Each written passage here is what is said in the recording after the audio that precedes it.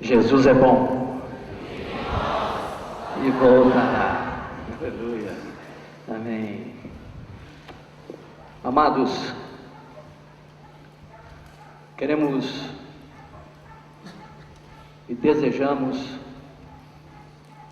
buscamos, oramos e esperamos que Deus nos ajude com graça, podermos compartilhar algumas poucas coisas que o Senhor nos tem transmitido durante a nossa caminhada. Não temos a pretensão de achar que temos tudo, que sabemos tudo, podemos discorrer como mestres sobre o tema que vamos tratar, mas tenho certeza, queremos dar e passar tudo o que temos recebido da parte do Senhor. Em 1974, e vovó mocinha,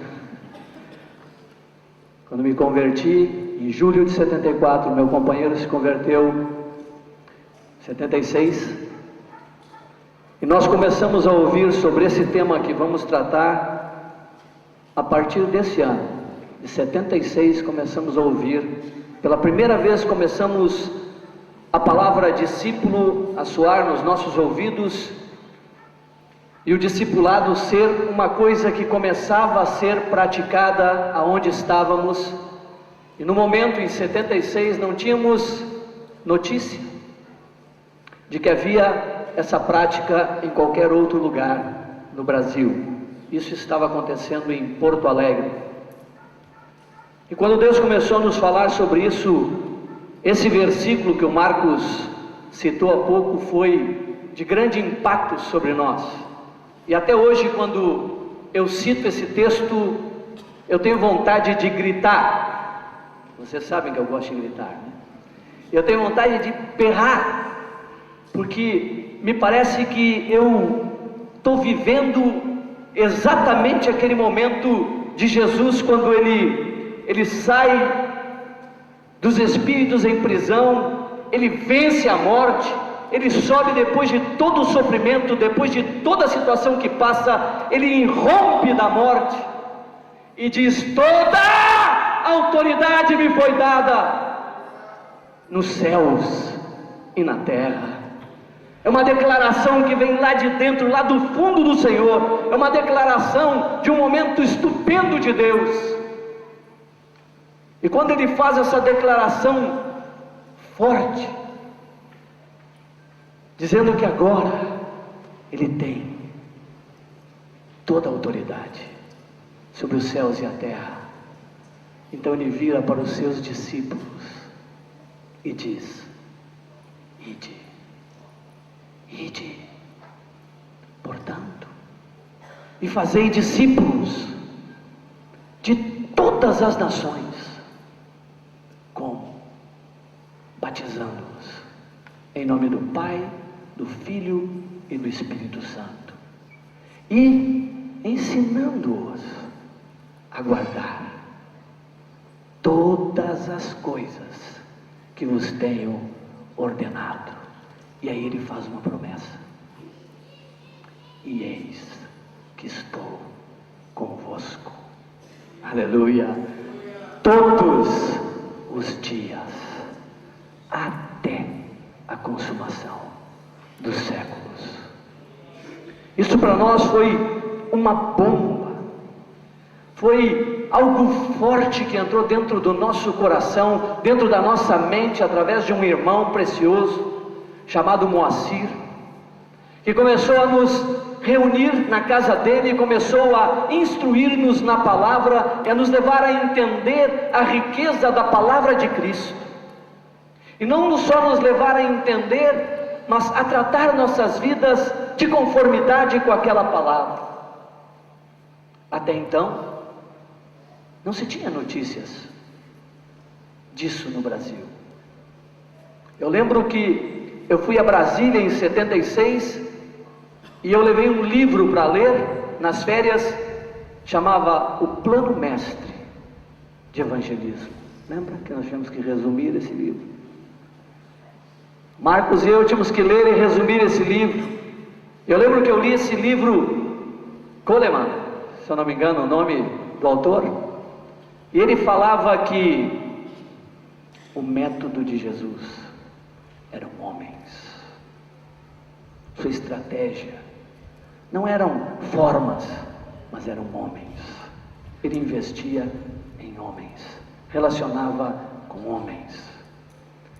Eu lembro que quando eu lia esse livro e andava tentando compreender as coisas e resumindo para ter um entendimento melhor, a fim de que aquela verdade pudesse penetrar ao meu coração, entrar no mais íntimo do meu ser e permanecer em mim, a ponto de que não só eu recebesse, mas eu pudesse transmiti-la. Por muito tempo nós tentamos praticar estas coisas, e eu quero compartilhar com vocês um pouquinho disto. Quero falar sobre o serviço de fazer discípulos. Quero falar sobre o discipulado, se querem dar este nome. Quero falar que o discipulado, o serviço de fazer discípulos, é muito mais do que um estudo bíblico. É muito mais do que transmitir apenas conhecimento. É muito mais do que estarmos transmitindo algum princípio ou algum entendimento. Discipulado, basicamente, é relacionamento. Relacionamento intenso, constante. Hoje, essa palavra discipulado, depois de 30 anos, 31 vai fazer, não? 2007, 76. Depois de 31 anos, essa palavra é muito comentada em quase todas as denominações. Se fala sobre o tal do discipulado, nos grupos pentecostais se fala no discipulado, nas comunidades que surgiram nos anos 80, que pipocaram por todo lado no Brasil, se fala no tal do discipulado. Até aqueles que não têm nome, falam no tal discipulado. Se tornou um assunto muito conhecido, muito exposto, muito pregado, e eu tenho escutado por aí muitas pregações tremendas sobre o fazer discípulos, pegando Mateus 28, 18 a 20 e discorrendo com uma maestria que jamais poderia imaginar que teria a graça suficiente para transmitir, escutando coisas profundas, acrescentando muitas coisas ao nosso entendimento. Mas quando saímos por esse Brasilzão afora, quando Deus nos dá a oportunidade de ir por muitos lugares, e nós vamos a vários lugares para poder aprender, para poder receber, para poder ver o que Deus está fazendo com um, com outro, e quando nós saímos para ver esse tal do discipulado, a prática do discipulado, nós encontramos muitas formas diferentes. Eu quero relatar 3 que me parecem as mais comuns,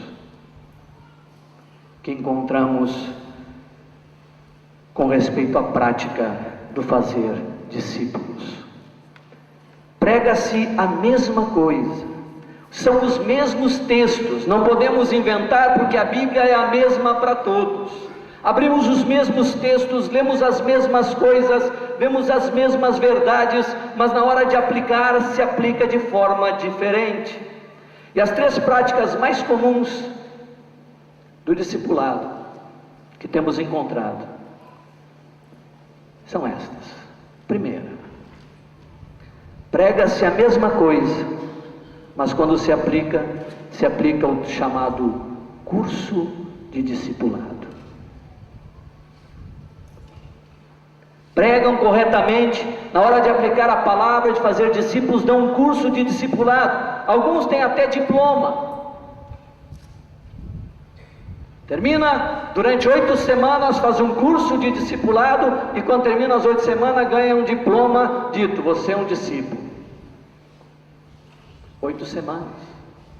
Prega corretamente, mas aplica de forma equivocada, porque perdeu a referência. A palavra é a mesma, a referência tem que ser a mesma, e o ponto de referência é Jesus. Jesus nunca fez um curso de discipulado, ele nunca chamou os discípulos para ficar com ele tantas semanas, tanta semaninha, e depois eu vou dar assinar aqui como presidente do curso, como professor principal, um curso tal, você está habilitado, está agora diplomado como discípulo. Isso é uma forma que se encontra no Brasil, e chamam isso de discipulado. A segunda já é um pouquinho melhor que a primeira. É uma reunião com dia marcado, com hora marcada, para estudo bíblico. Então tem quarta-feira às 8 horas da noite, toda quarta às 8 horas, horário, dia marcado para o tal do discipulado, para estudo bíblico. Esse já não tem tempo marcado, já é ad infinitum. Vai reunir 1 ano, 2, 3, 4, quantos anos estiverem juntos. Para o quê? Para estudo bíblico, e cada semana é um estudinho bem elaborado. Traz conhecimento, dá entendimento,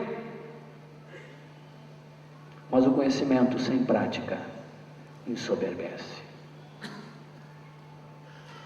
Ensoberbece, porque a prática te conduz à humildade, porque você encontra muitos obstáculos e tem que depender dele para poder viver toda a verdade. Mas já é melhorzinho, porque já é sem tempo determinado. E muitos estudos, muita palavra, uma série de estudos, ficam um tempo sem estudando a Bíblia, chamam isto de discipulado. E o terceiro, que já é melhorzinho que o segundo, bem melhor que o primeiro, é uma reunião com dia e hora marcada também. Reunião de discípulos para estudo da palavra e tratamento do caráter. Já melhorou. Já não é 8 semanas com diploma, já não é só estudo bíblico, agora já tem o estudo, mas tem um tratamento de caráter. Já há perguntas, como você está em casa, já há uma certa aplicação daquilo que está aprendendo, como está com a esposa, como está com o esposo, como estão com os filhos, as finanças, como vai?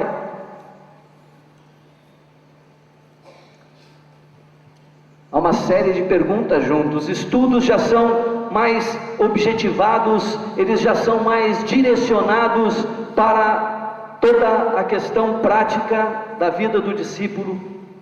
Essas três vão num crescente.